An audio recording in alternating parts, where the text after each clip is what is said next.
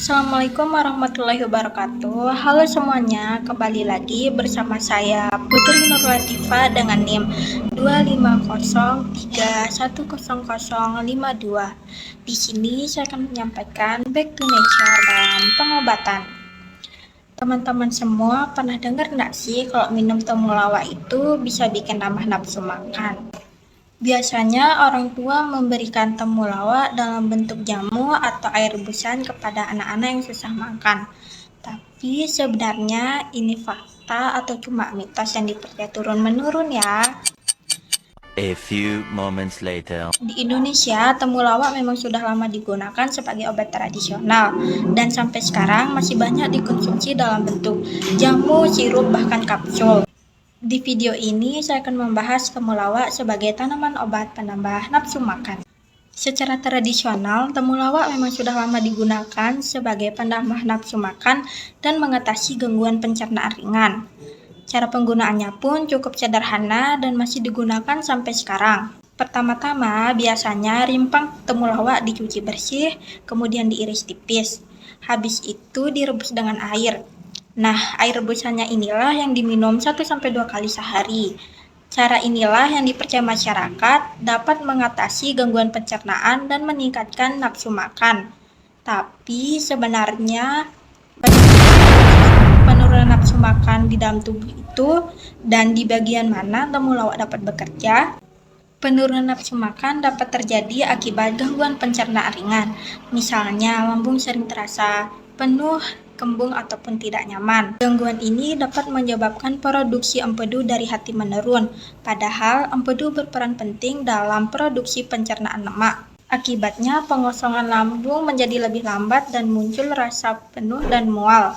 Kondisi ini yang menyebabkan rangsangan lapar yang dikirim ke otak, khususnya ke pusat di hipotalamus, menjadi berkurang. Inilah yang akhirnya membuat nafsu makan menurun. Teman-teman semua, temulawak memiliki nama ilmiah Curcuma santoriza dan termasuk dalam famili Zingiberaceae sama seperti kunyit dan jahe. Tanaman ini memiliki warna rimpang kuning kecoklatan dan aroma khas yang cukup kuat. Bagian yang dimanfaatkan sebagai obat adalah rimpangnya. Berikut klasifikasi singkat dari temulawak ini. Kingdom Plantae, famili Zingiberaceae, genus Curcuma dan spesiesnya Curcuma santoriza. Temulawak mengandung senyawa aktif yang disebut santorizol. Senyawa inilah yang memiliki peranan penting dalam merangsang produksi empedu dan memperbaiki fungsi pencernaan. Dengan meningkatnya produksi empedu, pencernaan akan menjadi lebih optimal.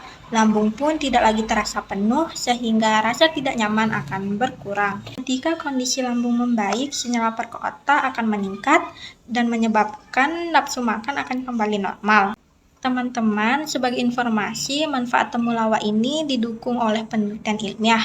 Salah satunya dipublikasikan dalam Journal of Ethnofarmacology dengan judul Hepatoprotective Effect of Santorizol from Curcuma santoriza Rob.